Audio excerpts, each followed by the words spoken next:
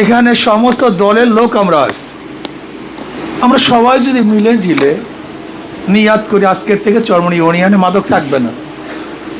প্রশাসনের যারা আছেন তারা আশ্বস্ত করেছেন, তারা আমাদেরকে সহযোগিতা করবেন, আমরাও তাদেরকে সহযোগিতা করব। যদি উভয়কে সহযোগিতা করি তাহলে মাদক মুক্ত দেশ গড়া তো সম্ভব, ইফটেজিং মুক্ত দেশ গড়া সম্ভব, এই জুয়া মুক্ত দেশ গড়া সম্ভব। কিন্তু আমাদের ওসি সাহেব চমৎকার কিছু কথা বলেছেন। আসলে চরমনায় এসে অনেক মানুষ আল্লাহওয়ালা হয়ে যায়, দিনদার নেককার হয়ে যায়, হাজারো গাজার কলকি ফেলে দেয়,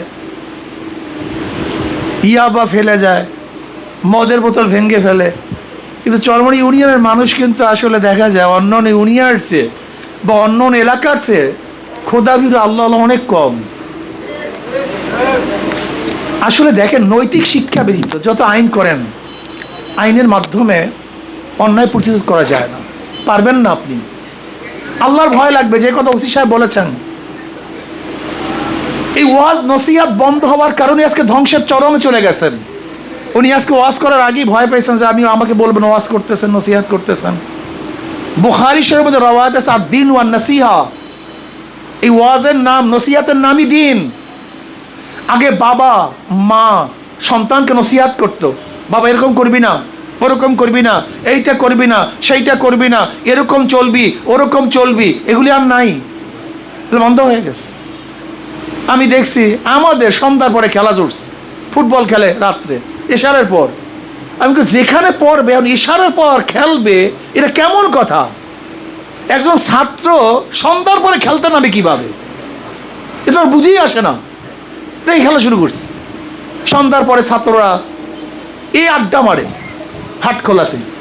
একজন ছাত্র যে কথা বলছেন ওনারা, একজন ছাত্র সে সন্ধ্যার পরে হাট খোলায় বা বিভিন্ন জায়গায় আড্ডা মারে কিভাবে?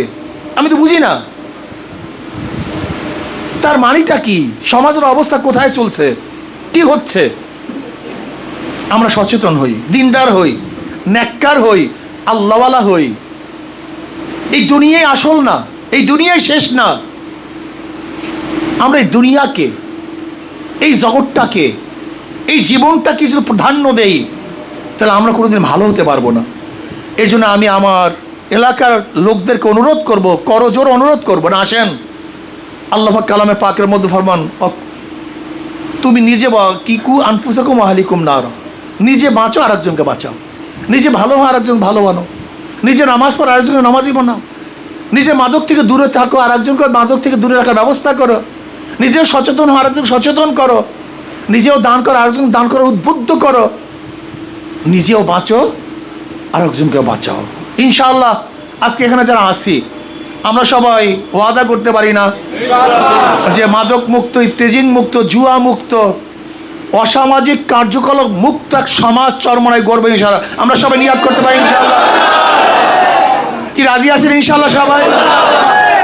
আশা করি ইনশাআল্লাহ আমরা যদি সবাই সচেতন হই, অবশ্যই চরমনি ইউনিয়ন আমার সুন্দর একটা ইউনিয়ন হবে, যে ইউনিয়নের মধ্যে মানুষ বসবাস করবে, ভাই ভাইকে শ্রদ্ধা করবে, মুরব্বীকে শ্রদ্ধা করবে, ছোটদেরকে স্নেহ করবে, সালাম কালাম দিবে, আদব থাকবে, ভালোবাসা থাকবে, হৃদ্রতা থাকবে, সহযোগিতা থাকবে, মা বোনদের ইজ্জাত করা হবে, ইফতিজিং থাকবে না, জুলুম থাকবে না, অত্যাচার থাকবে না, অবিচার থাকবে না, চুরি থাকবে না, ডাকাতি থাকবে না, খুন থাকবে না, খারাপই থাকবে না।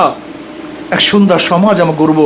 আল্লাহ আমাকে এবং আমাদের সবাই ঐক্যবদ্ধভাবে একে অপরকে সহযোগিতার মাধ্যমে সুন্দর একটা সমাজ গড়ার তৌফিক আল্লাহ দান করেন ইনশাআল্লাহ। আজকে আশা করি আজকে অনুষ্ঠানের পরে চরমনি ইউনিয়নে কোনো মাদক সেবী, মাদক ব্যবসায়ী এই সাহস করতে পারবে না দ্বিতীয়বার তারা মাদক ব্যবসা করবে এবং তারা মাদক সেবন করবে।